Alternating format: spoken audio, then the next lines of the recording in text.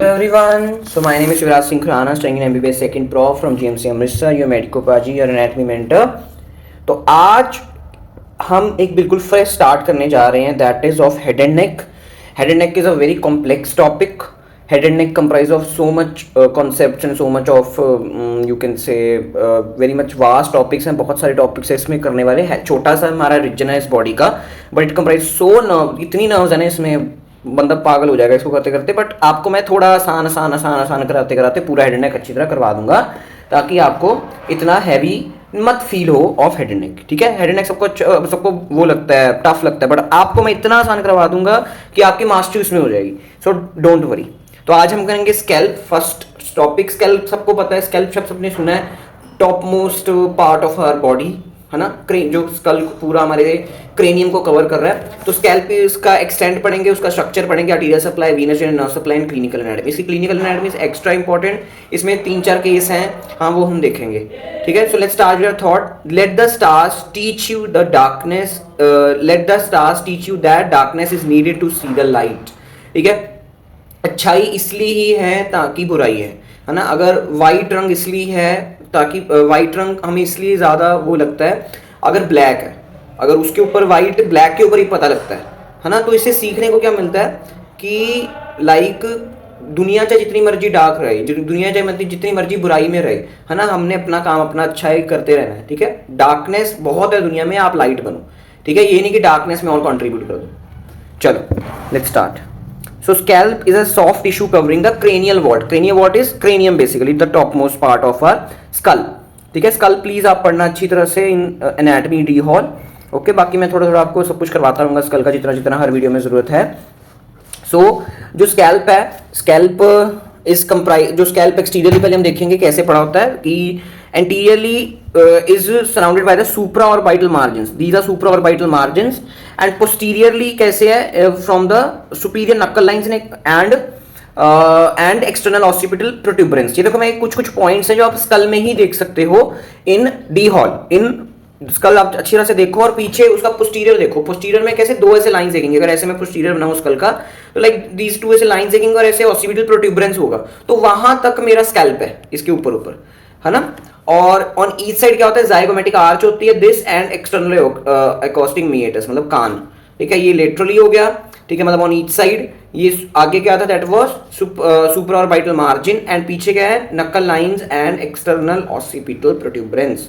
Okay, चलो next structures. आपने अगर इसकी क्लास लगाई है अपने in anatomy in class, that is theory class जो दी है, तो कुछ ना कुछ आपने कान अगर थोड़े से अगर आप सोए नहीं होंगे क्लास में, तो पता होगा कि हाँ इसका जो निमोनिक है स्ट्रक्चर का, that is itself scalp. That is itself scalp. तो इसकी 5 लेयर्स होती हैं. ठीक है, स्कैल्प ही उसका निमोनिक है. ठीक है, फ्रॉम हम कैसे जा रहे हैं, फ्रॉम सुपरफिशियल टू डीप जा रहे हैं. पहली बात तो मतलब बाहर से अंदर जा रहे हैं. ठीक है, तो ऐसे आपने लाइन वाइज इसको लिखना है. तो पहली layer is skin. Next is connective tissue. कौन सा कनेक्टिव टिश्यू, डेंस, जिसको सुपरफिशियल फेशिया बोलते हैं. इस तरफ जो फैट है that is morally densely packed, so it is known as हमारा डेंस कनेक्टिव टिश्यू या कनेक्टिव टिश्यू. निमोनिक है इसलिए सी हमने उठाया. Next is epicranial aponeurosis. मैं बताता हूँ क्या होता है, डोंट वरी.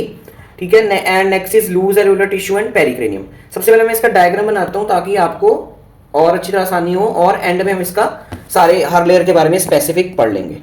ठीक है, तो सबसे पहले हम बना रहे हैं स्किन. स्किन के ऊपर क्या होते हैं, hairs. So hairs like this. Okay, these are hairs. Skin first layer हो गई हमारी. सेकंड इज हमारी कौन सी थी, connective tissue, dense connective tissue. ठीक है, तो उसमें ऐसे क्या पड़ी होती हैं, आर्टरीज वेन्स वगैरह पड़ी होती हैं. अभी बनाते हैं, देखो आर्टरीज वेन्स वगैरह पड़ी होती हैं, नर्व्स पड़ी होती हैं. ठीक है, क्या पड़ी होती हैं, आर्टरी वेन्स एंड नर्व्स वगैरह पड़ी होती हैं. अब इसको ड्रॉ करते हैं. ओके, चलो ठीक है. नेक्स्ट इज हमारा, नेक्स्ट लेयर कौन सी थी, नेक्स्ट लेयर कौन सी थी हमारी, या बोलो कौन सी थी, आपको याद होना चाहिए. स्कैल्प ही है, दैट इज एपोन्यूरोसिस. ठीक है, पहले मैं ड्रॉ कर देता हूँ, आपको तो बाद में ज़्यादा अच्छी तरह समझ आ जाएगा, डोंट वरी.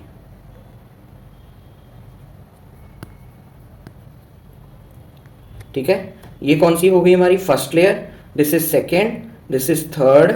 ठीक है, फोर्थ कौन सी है, loose areolar tissue, loose areolar layer, very very important layer, इसको तो आपने भूलना ही नहीं है. एंड फिफ्थ इज हमारी पेरिक्रेनियम. पेरिक्रेनियम मतलब जो क्रेनियम के ऊपर है. ठीक है, तो इसका पहले नामकरण कर देते हैं सबका। What is this? This is skin. Next is dense connective tissue या कनेक्टिव टिश्यू। अगली कौन सी थी? एपोन्यूरोसिस। फोर्थ कौन सी थी? Loose areolar tissue, loose areolar या कनेक्टिव टिश्यू जो मर्जी बोल दो इसको। And fifth is pericranium. ठीक है, इधर क्या होते हैं हमारे ऐसे वेन्स एंड आर्टरीज पड़ी होती हैं। अच्छा, एक और इंपॉर्टेंट पॉइंट है इमिशरी वेन्स। अब इमिशरी वेन्स क्या होता है? ऐसी वेन्स जो हमारे ड्यूरल वीनस साइनसेस को कनेक्ट करती हैं to the outside of the scalp. समझ रहे हो? These are emissary veins. क्या होती हैं? These are valveless veins. पहली बार क्या होती हैं ये? इमिशरी वेन्स होती हैं। दीज आर वेल्वलेस वेन्स, मतलब इसमें वेल्व्स नहीं होते हैं। वैसे क्या होते हैं? वेन्स में वेल्व्स होते हैं ना, बट इसमें नहीं होते हैं। और ये किसको कनेक्ट करती हैं? ड्यूरल वीनस साइनस। ड्यूरल वीनस साइनस मतलब जो ड्यूरा मैटर है ब्रेन के अंदर। ठीक है, तो ड्यूरा मैटर किसको सराउंड कर रहा है? ब्रेन को सराउंड कर रहा है। अगर सपोज करो बाहर से कोई इंफेक्शन आएगी, है ना, तो वो अंदर ब्रेन तक भी अंदर तक जा सकती है। ड्यूरल वीनस साइनसेस को इन्फेक्ट करेगी। Dural venous sinuses are attached to the brain, तो ब्रेन में इंफेक्शन चली जाएगी। So these emissary veins are these, ठीक है, जो कनेक्ट करती हैं स्कैल्प को, स्कैल्प की लेयर्स को। फोर्थ लेयर से पास हो रही हैं, ठीक है, बेसिकली। ठीक है, फोर्थ लेयर से मेन पास होती हैं और ऊपर सेकंड लेयर तक मेन जाती हैं। स्किन को नहीं जा रही है, सेकंड लेयर तक जा रही है। ओके, ओके जी।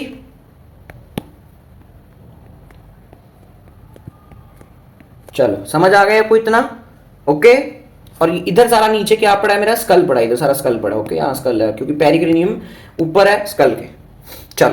चलो अब इसकी लेयर्स को हम डिटेल में पढ़ेंगे। Skin has hair and it has more number of sweat and sebaceous glands. Okay, connective tissue that is superficial fascia contains many blood vessels and provide passage of vessels and nerves to skin। अगर skin को जो artery and nerve जाएगी वो किससे होते हुए जाएगी? इससे ही होते हुए जाएगी। और इसको और क्या बोलते हैं? मैंने पहले ही बोल दिया, dense connective tissue. This is very very important. Epicranial aponeurosis या गेलिया एपोन्यूरोटिका। अब एक मसल होती है जिसका नाम क्या है? Occipito frontalis. ऑसिपिटल में जो पीछे है, ऑसिपिटल लोब के ऊपर है ना, ऑसिपिटल पार्ट ऑफ स्कल के ऊपर है। तो देखो ये ऑसिपिटल की दो बेलीज है, ठीक है, ऐसे दो बेली शुरू हो गई हैं। और ऐसे फ्रंटालिस में फ्रंट में प्रेजेंट है, फोरहेड में प्रेजेंट होती है। ये फ्रंटालिस होती है ना, फोरहेड से ओरिजिनेट करती है। ठीक है, ये फोरहेड में ओरिजिनेट कर रही है, फोरहेड की स्किन से ओरिजिनेट करती है, ना कि बोन से। जो ये फ्रंटालिस है, this is very very important, it does not have any bony origin. ये फेस में भी आपको बताऊंगा इसको मैं। Frontalis don't have any bony origin, it originates from the skin only of the forehead।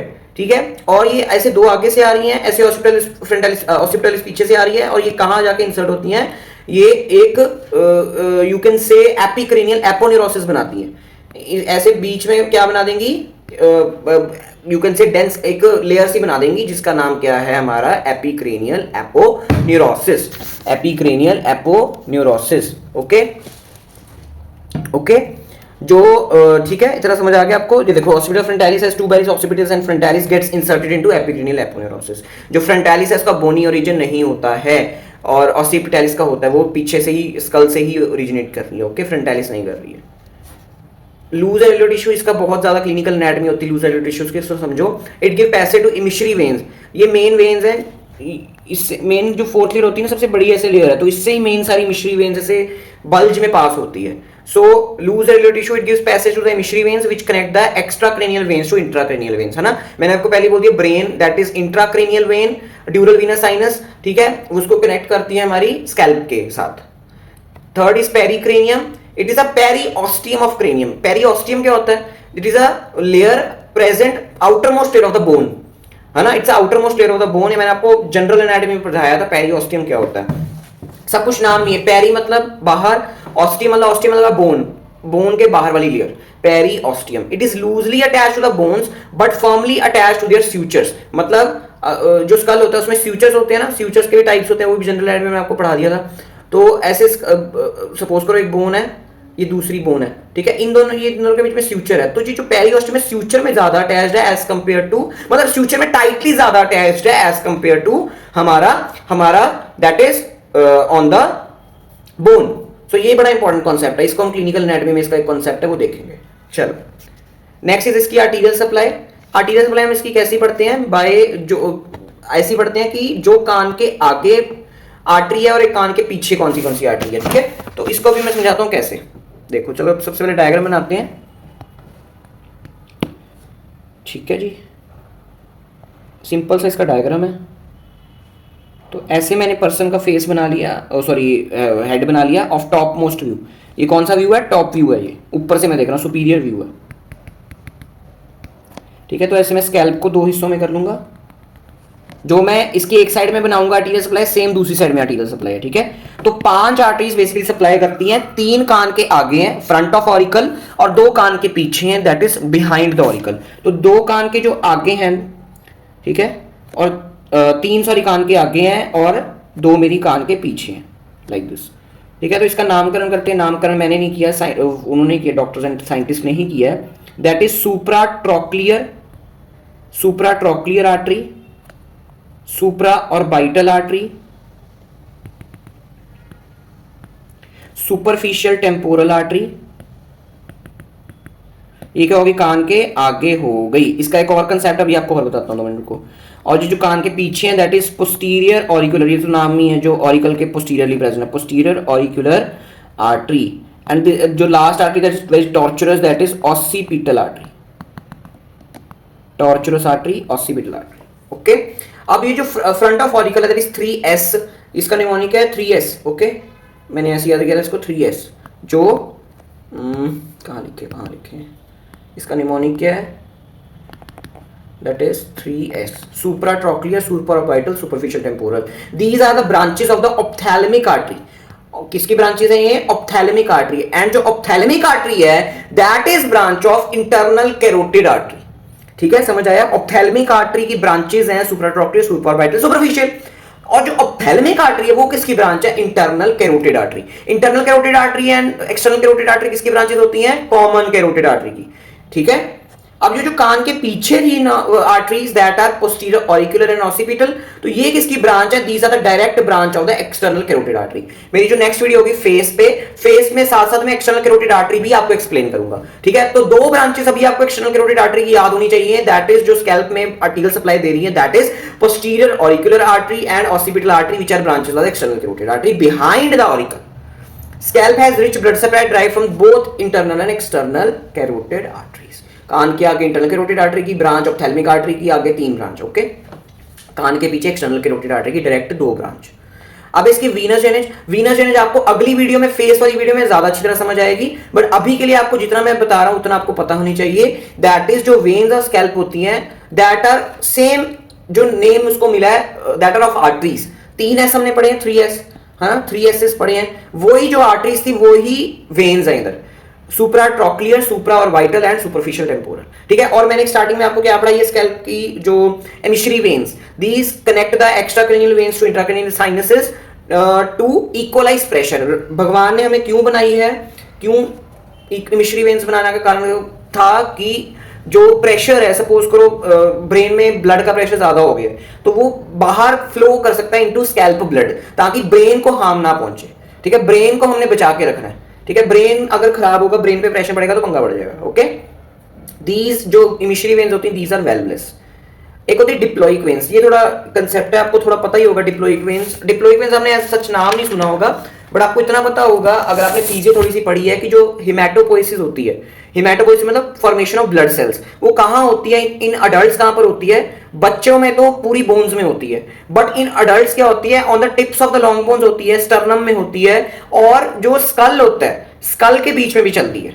School के 2 टेबल्स होते हैं ना, लाइक जो हड्डी है, ऐसे 2 टेबल्स हैं स्कल के, इनके बीच में हिमेटोपोइसिस चलती है, बोन मैरो प्रेजेंट है ना। तो डिप्लॉइक वेन्स क्या होती हैं? Start from the cancellous bone with in the 2 tables of the school.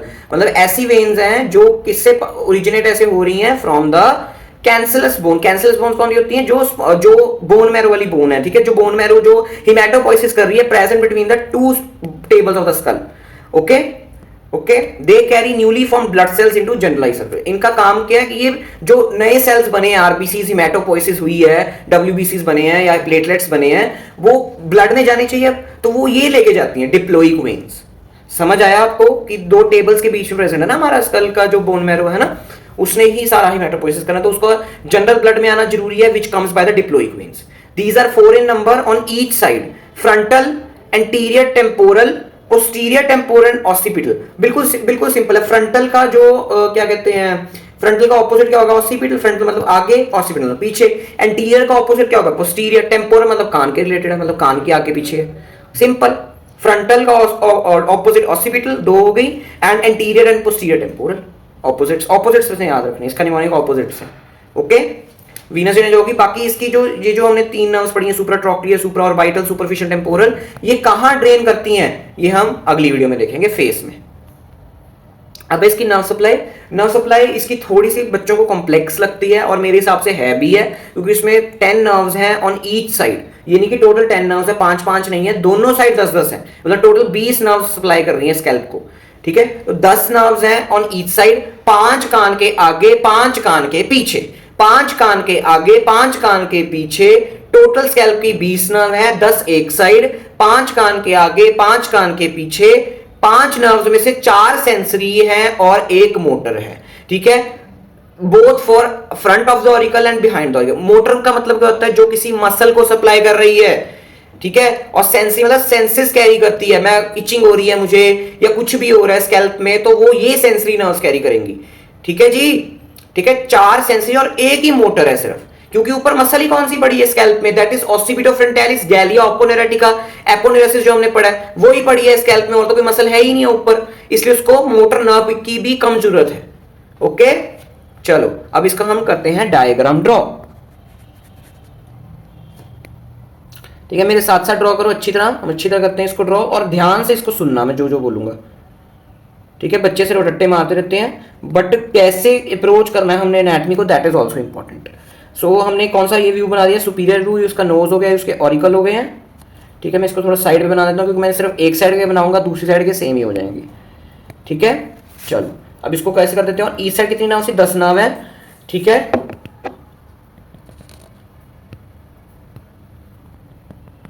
चलो नेक्स्ट, अब कान बना लिया हमने, कान के आगे 5 नाव हमने बनानी है। ठीक है, चलो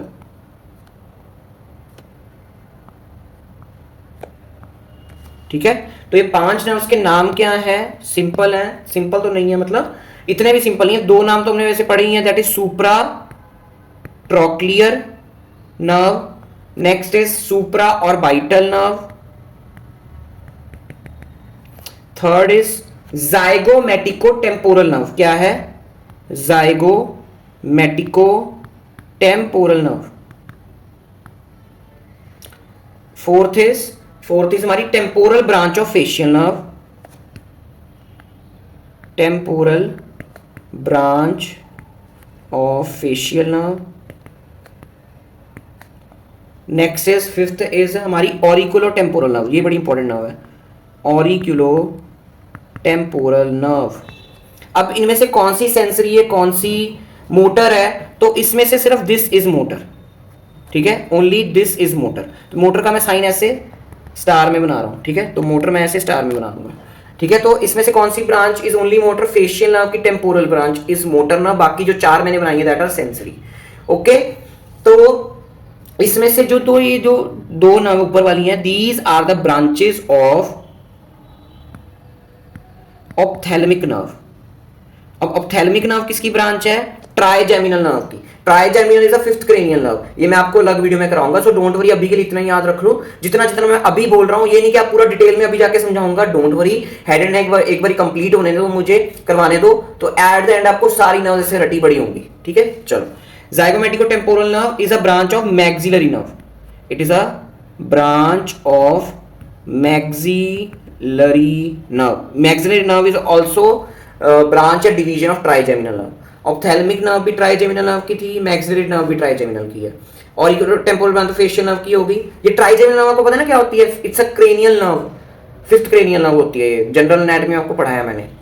चलो, auriculo temporal nerve, auriculo temporal nerve किसकी ब्रांच है, ब्रांच ऑफ मैंडिबुलर नर्व। अब मैंडिबुलर नर्व किसकी ब्रांच है, ये भी ट्राइजेमिनल की ब्रांच है, 5th क्रेनियल नर्व की। अभी हमारा आगे वाला सारा पंगा हो गया। ठीक है, इसमें से मोटर नर्व कौन सी है, that is temporal branch of facial nerve. चलो, अब हम कान के पीछे आएंगे, कान के पीछे भी 5 नर्व्स ही हैं।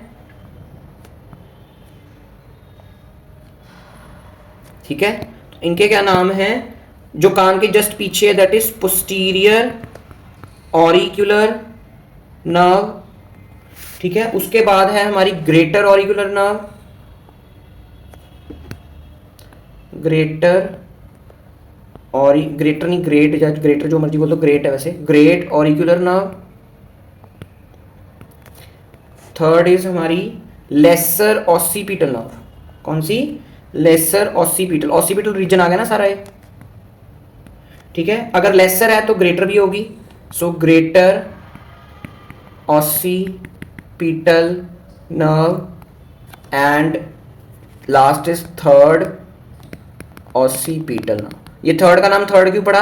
अब लेसर हो गई थी, ग्रेटर हो गई थी, तो अब उसको एक इन दोनों के बीच में जो नर्व है, मतलब इन दोनों के बीच का साइज का, लेसर छोटी है ग्रेटर बड़ी है, तो इन्होंने कोई नाम रखना तो इंटरमीडिएट नहीं रखा, उसका थर्ड रख दिया, बस इतना फर्क है। अब ये जो पोस्टीरियर ऑरिक्यूलर नर्व है, इट इज मोटर। क्या है ये? इट इज मोटर नर्व, ठीक है। एक मोटर हो गई ऑरिकल के पीछे, बाकी चार जो बच गई दैट आर सेंसरी। अब ये जो ग्रेटर ऑरिक्यूलर नर्व है, it is coming from C2 to C3, ठीक है, फ्रॉम सर्वाइकल प्लेक्सस, ओके। और ये जो लेसर ऑसिपिटल है, ठीक है, lesser occipital is coming from C2 cervical plexus, okay. Greater occipital is also coming from C2 but of dorsal ramus. Ramus आपको पता है डिवीजन होती है। ये थोड़ा सा जनरल प्लीज पढ़ लेना यार, पहली वीडियो बस नर्वस सिस्टम लगा लेना, उसमें से 5-10 मिनट में मैंने पढ़ाया है। जनरल एनाटॉमी में सिर्फ 5 to 10 मिनट्स मैंने नर्वस सिस्टम पढ़ाया है, तो उसमें मैंने सब कुछ बताया आपको। ये क्रेनियल नर्व्स है, स्पाइनल नर्व्स है, CNS है, PNS है, ठीक है। तो थर्ड ऑसिपिटल, थर्ड से आपने रखना है C3 रखना है, ठीक है, ऑफ डॉर्सल रेमोस, रेमस या रेमोस, ठीक है। रेमस क्या होता है? डिवीजन होती है, एक डॉर्सल रेमस होता है, एक वेंट्रल रेमस होता है ना, मतलब डिवीजन होती है, वेंट्रल डिवीजन, डॉर्सल डिवीजन, ठीक है जी। चलो, ये थोड़ा नर्व सप्लाई का डायग्राम हो गया। ये जो मोटर है मैंने उस पर स्टार मार्क कर दिया है, फ्रंट एंड बिहाइंड पे, ठीक है। 10 नर्व्स हैं, सभी मैंने एक्सप्लेन कर दी कौन किसकी ब्रांच है, ठीक है। बाकी ट्राइजेमिनल नर्व पे अलग वीडियो आएगी, don't worry. Next is clinical anatomy. Clinical anatomy is extra important. So due to abundance of the sebaceous gland, ऊपर स्किन में क्या थे? सेबेशियस ग्लैंड थे, first layer. So it is a common site of sebaceous cyst, ठीक है। Sebaceous cyst कुछ ऐसी होती है, ठीक है, कि लाइक दिस, कोई और कलर यूज कर सकते हैं, ठीक है, ऐसी होती है कि ऐसे हेयर वहां से उड़ जाएंगे सारे, ठीक है जी। चलो, why wounds of scalp bleed profusely? क्यों? अगर स्कैल्प पे इंजरी हो जाए तो ब्लड ज्यादा आएगा, because vessels are prevented from retracting. कोई भी इंजरी होती है तो वेसल्स कंट्रैक्ट करती हैं, अपनी जगह पे वापस आती हैं अगर उसमें ब्रोकेज हुई हो। बट स्कैल्प में ऐसा नहीं होता, क्योंकि due to fibrous fascia that is dense connective tissue, second layer, उधर ही वेसल्स प्रेजेंट थी, तो उसमें आसपास इतना डेंस है, उधर जगह ही नहीं है ना, तो इसलिए वो जो आर्टरी है, जो वेन है, वो कंट्रैक्टिंग रिट्रैक्ट ही नहीं हो पाती, अपनी जगह पे वापस ही नहीं आ पाती, वहीं फंस जाती है जहां पर इंजरी हुई है, इसलिए ब्लीड करता है ड्यू टू सेकंड लेयर, आपने याद रखना है, that is dense connective tissue. Next is bleeding can be stopped or arrested by applying pressure at the site of injury by tight cotton bandage against the bone. Self-explanatory. This is very important. Dangerous area of scalp. Scalp का कौन सा ऐसा area जो dangerous माना गया है? क्यों? That is fourth layer of loose areolar tissue. Fourth layer that is loose areolar tissue. Fourth layer कौन सी थी? Loose areolar tissue थी. That is fourth layer. क्यों? बिकॉज मैंने क्या बोला था, किसको रास्ता दे रही है? एमिशरी वेन्स को रास्ता दे रही हैं। Emissary veins connect the veins of this layer with the dural vena sinuses, so any infection of the loose areolar tissue, अगर फोर्थ लेयर में कोई इंफेक्शन होगी है तो वो कहां चली जाएगी? ब्रेन में चली जाएगी, ब्रेन में चली जाएगी, क्योंकि ड्यूरल वेना साइनस से कनेक्टेड है, okay. Next is safety valve haematoma. अभी मैं आपको बड़ी कॉन्ट्राडिक्टरी बात बताता हूं कि फोर्थ लेयर कोई डेंजरस एरिया ऑफ स्कैल्प बोलते हैं और फोर्थ लेयर को सेफेस्ट लेयर बोलते हैं। Fourth layer is also called safety layer. क्यों? अब इसका रीजन देखते हैं, that is safety valve haematoma. क्या रीजन है इसका? डेंजरस का पता लग गया हमें रीजन, अब हम इसका रीजन पढ़ेंगे। सेफ्टी का क्या रीजन है? If there is a fracture of a cranial vault and if there is tearing of pericranium and dura mater, अगर सपोज करो क्रेनियम का फ्रैक्चर हो गया है ना, तो क्रेनियम के फ्रैक्चर से क्या होगा, पेरिक्रेनियम टूट जाएगा और अंदर जो ड्यूरा मैटर है वो भी खराब हो जाएगा, तो ब्लीडिंग होनी स्टार्ट हो जाएगी। तो intracranial haemorrhage communicate with the loose areolar tissue. अब पेरिक्रेनियम फट गया, पेरिक्रेनियम के जस्ट ऊपर फोर्थ लेयर है, पेरिक्रेनियम का फिफ्थ लेयर ना, तो पेरिक्रेनियम के जस्ट ऊपर कौन सी लेयर है, लूज एलुलर टिश्यू। तो लूज एलुलर टिश्यू में क्या हो जाएगा, ब्लड ऐसे फैल जाएगा, ठीक है, क्योंकि पेरिक्रेनियम की टीयरिंग हो गई है तो ब्लड लीक हो रहा है, तो वो फोर्थ लेयर में ऐसे स्प्रेड हो जाएगा पूरा। तो अगर वो स्प्रेड हो गया तो उसने क्लॉट नहीं बनाया, तो वो जो अब स्प्रेड हो गया, तो अगर वो गुच्छा अब बंच नहीं बना ब्लड का, तो वो क्या करेगा, ब्लड पे प्रेशर कम लगाएगा क्योंकि वो ब्लड फैल गया। अगर वही ब्लड इकट्ठा हो जाता है ना, तो वही ब्लड इकट्ठा हो जाता तो उसने ब्रेन के स्ट्रक्चर को कंप्रेस करना था, बट अब वो फैल गया, इसलिए ब्रेन के स्ट्रक्चर को कंप्रेस नहीं कर पाएगा, फोर्थ लेयर में फैल गया। So it reduces the pressure on the brain by haemorrhage, avoid cerebral compression, इसलिए फोर्थ लेयर को सेफ्टी लेयर भी बोलते हैं। ओके ये बहुत इंपॉर्टेंट टॉपिक्स हैं सारे, dangerous area of face, safety valve, haematoma. और अगला तो उससे भी सबसे ज्यादा इंपॉर्टेंट है, that is black eye. Black eye क्या होती है, सबसे पहले फोटो देख लो दिस, ठीक है, जिसने मम्मियों से मार खाई है तकड़ी वाली, ठीक है, चलो मम्मियाँ इतनी गंदी नहीं मारती, मतलब जो अगर जोर से मुक्का मारूं आपके मैं आंख पे, ठीक है, तो ऐसे बन जाएगा, क्योंकि आसपास आंख के आसपास क्या होगा, arteries and veins will rupture, ठीक है, ट्रॉमा के कारण, इंजरी के कारण। तो उसको हम बोलते हैं डायरेक्ट ब्लैक आई, कि मैंने सीधा आपके आंख पे ही वार किया तो उसकी वजह से रप्चर हो गया, इंजरी हो गई, तो लीक होने लगी ब्लड वेसल्स। बट एक होती है इनडायरेक्ट ब्लैक आई, जो आज का मेन टॉपिक है। इनडायरेक्ट ब्लैक आई क्या होता है, collection of the blood in fourth layer causes generalize swelling. Suppose करो ये फ्रैक्चर हो गया था, है ना, सिर का फ्रैक्चर हो गया था बंदे को, तो फोर्थ लेयर में क्या हो गया था, ब्लड फैल गया था। अब फोर्थ लेयर से जो ब्लड है वो कहां तक जा सकता है, बट द ब्लड में एक्सटेंड, पहले तो वहां पर स्वेलिंग करेगा ब्लड, और जो ब्लड है वो कहां जा सकता है, into the root of nose and eyelids. क्यों, क्योंकि फ्रंटालिस का कोई बोनी ओरिजिन नहीं है। देखो जैसे अगर मैं बंदे का मत्था मतलब ऐसे वो बनाऊं, सर बनाऊं लाइक दिस, तो जो 3 लेयर्स हैं, सबसे पहले skin, then superficial face and occipito frontalis, that is galea aponeurotic aponeurosis, तो वो कैसे ऐसे यहां से शुरू हो रही है फ्रॉम द फोरहेड, उसको बोनी ओरिजिन तो है नहीं, और फोर्थ लेयर ऐसे शुरू हो रही है। तो अगर फोर्थ लेयर में ऐसे ब्लड अकम्युलेट होके, अगर फोर्थ लेयर में ऐसे ब्लड हुआ, मैं रेड कलर से बनाता हूं ब्लड, अगर फोर्थ लेयर में ऐसे ब्लड हुआ तो वो इधर ब्लड अगर इंजरी हुई है तो वो ऐसे आगे भी जा सकता है, क्योंकि फ्रंटालिस तो ऊपर स्किन में ही ओरिजिन हो रही है, वो तो आंख में जा ही नहीं रही, तो इधर आंख पड़ी है तो आंख के आसपास ब्लड कलेक्ट हो जाएगा। सारा समझ आया कि वो, और फ्रंटालिस आगे कनेक्ट हो गई है ना, फ्रंटालिस यहां पर ओरिजिनेट कर रही है, तो वो जो पहली 3 लेयर्स बिल्कुल अलग हो जाती है फ्रंटालिस कारण, पहली जो 3 लेयर्स हैं बिल्कुल अलग हो जाएंगी फ्रंटालिस कारण, ठीक है, क्योंकि फ्रंटालिस ऊपर स्किन में ओरिजिनेट कर रही है, ठीक है। बट जो नीचे ब्लड यहां पर फोर्थ लेयर में अगर पंगा पड़ा, तो वो नीचे मतलब फोर्थ लेयर में अगर पंगा ब्लड कलेक्शन होगी तभी ही ब्लैक आई हो सकती है, ठीक है, कॉजिंग ब्लैक आई। अच्छा मैंने आपको बोला कि यहाँ जो 3 लेयर्स है बिल्कुल अलग ही हो जाती हैं, बिल्कुल अलग ही हो जाती है, क्योंकि फ्रंटालिस के स्किन के ओरिजिन से, है ना। तो एक मैंने केस देखा था, I have heard from somewhere, और मैंने खुद भी बाद में रिसर्च किया, इट वाज ट्रू, कि एक लेडी थी, तो उस लेडी का क्या हुआ, उसका जो पंखा होता है ना, फराटा जिसको बोलते हैं पंजाबी में, जो टेबल फैंस होते हैं, जो पुराने टेबल फैंस होते थे ना, बड़े बड़े होते थे, तो उसमें उस लड़की के, उस लेडी के बाल आ गए, तो बाल आ गए, तो वो पंखे ने क्या खींचा, सारा का सारा उसका ना हेयर के साथ साथ उसकी स्कैल्प की जो फर्स्ट 3 लेयर्स हैं वही बाहर आ गई। इतनी सीवियर इंजरी हो गई थी कि जो फर्स्ट 3 लेयर्स हैं, पेरिक्रेनियम और लूज एलुलर टिश्यू नहीं बाहर आया, क्योंकि फ्रंटालिस का जो ओरिजिन है वो स्किन में है, तो वो पूरा का पूरा बाहर ही आ गया, उसकी फर्स्ट 3 लेयर्स एंड हेयर के साथ। ओके तो इतनी सीवियर इंजरी हो सकती है, ध्यान रखा करो। ओके मैंने केस सुना था। Next is cephalo haematoma. Cephalo related to cranium, hematoma is collection of blood, तो pericranium is adherent to the sutures, collection of the blood due to pericranium as cephalohematoma take shape। देखो ये एक bone है, दूसरी bone है, ये स्यूचर है। मैंने स्टार्टिंग में बोला जो पेरिक्रेनियम है ये स्यूचर से टाइटली अरेंज होते हैं, स्यूचर से क्या होता है, टाइटली अरेंज होते हैं, और बोन से लूजली अरेंज होते हैं। सपोज करो यहां पर मेरी हड्डी टूट गई, जहां पर मैंने येलो मार्कर लगाया, यहां पर मेरा फ्रैक्चर हो गया, तो यहां पर मेरा फ्रैक्चर होगा तो यहां से नीचे से ब्लड आके यहां पर कलेक्ट हो जाएगा। बट स्यूचर में तो पेरिओस्टियम मेरा चंगी तरह जुड़ा हुआ है, इसलिए जो ब्लड है इतने इतने एरिया में रह जाएगा, और जो ब्लड है वो किसकी शेप ले लेगा, शेप ऑफ बोन ले लेगा, मतलब इस एरिया की शेप ऑफ बोन ले लेगा।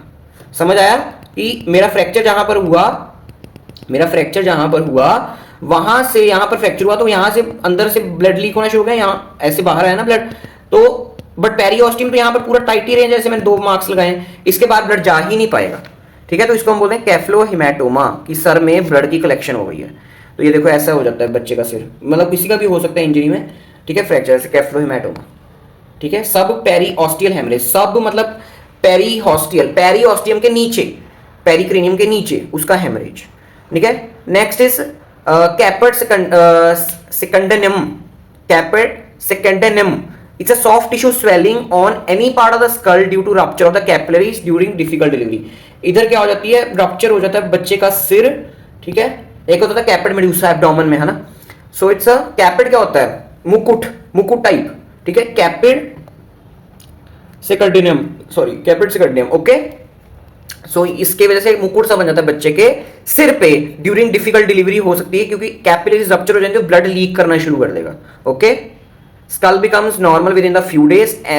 ठीक है, बच्चा अपने आप, इसका जो कैपेट स्केडम हुआ है, बट कैपेट ये वाला है जो प्रॉब्लम कॉज कर सकता है अगर वो ब्रेन को कंप्रेस करना शुरू कर दे, बट ज्यादातर केसेस में अपने आप ही ठीक हो जाता है। It's very very important thing. सभी ये जो क्लिनिकल एनाटॉमी है ना सारी स्कैल्प की, वो सबसे इंपॉर्टेंट है, इससे क्वेश्चन आता ही आता है, चाहे कैफ्लोहेमाटोमा आए, चाहे सेफ्टी वेल्व आए, चाहे डेंजरस एरिया ऑफ फेस आए, sorry dangerous area of scalp आए, और क्या आ सकता है, ब्लैक आई है, ब्लैक आई तो सबसे इंपॉर्टेंट है। Any injury to the scalp heals easily due to rich blood supply, अपने आप हील हो जाती है।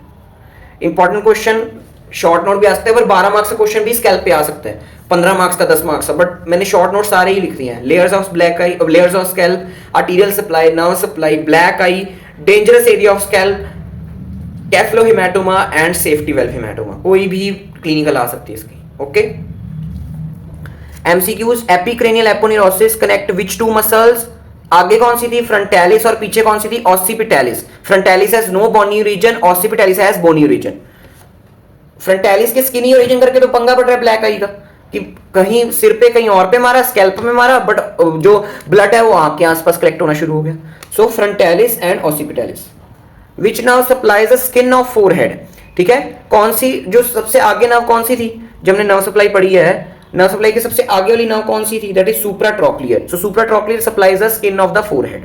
ये ऐसे क्वेश्चन है ना कंफ्यूज करने के लिए होते हैं कि हाँ आपने तो मेडिकोपाजी तो फोरहेड करवाया ही नहीं, है ना, बट वो करवाया होता है, जस्ट सिंपल हमने थोड़ा सा ज्यादा, थोड़ा सा कि सबसे आगे कौन सी नर्व पड़ी है, सुप्राट्रॉक्लियर। सो इसको घुमा देते हैं क्वेश्चन को।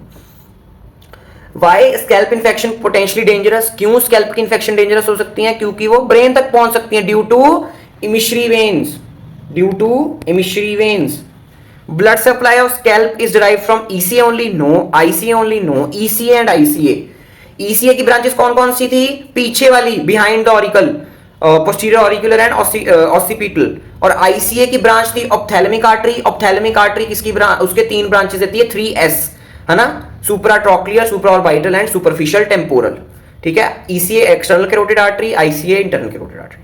Clinical case of 28-year-old male, हमारी वीडियो में मेल का नाम क्या होता है, that is Chandu. So Chandu, 28-year-old male, presents to emergency department falling from the bicycle. Bicycle से गिर गया वो। He reports hitting back of his head. कहाँ पर उसकी लगी है, back of his head, मतलब occipital area पे लगी है। ठीक है, but denies direct trauma to the face and eyes. Face और आइस पे उसका कुछ नहीं हुआ, but occipital area that is back of head पे लगी है।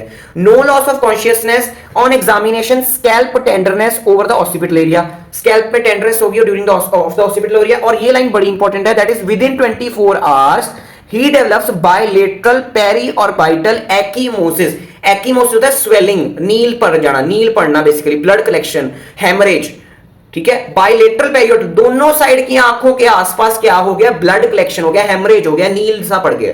एक्कीमोसिस नील होता है देसी लैंग्वेज, एक्कीमोसिस मतलब देसी लैंग्वेज नील पड़ना, without any direct facial injury. कोई डायरेक्ट फेशियल इंजरी तो उसको हुई ही नहीं है, पीछे चोट लगी है। मतलब इससे क्या पता लगता है कि कहां पर इंजरी हुई है, लूज एरियोलर टिश्यू में ब्लड हेमरेज हो गया। तो क्या हो गया, लूज एरियोलर टिश्यू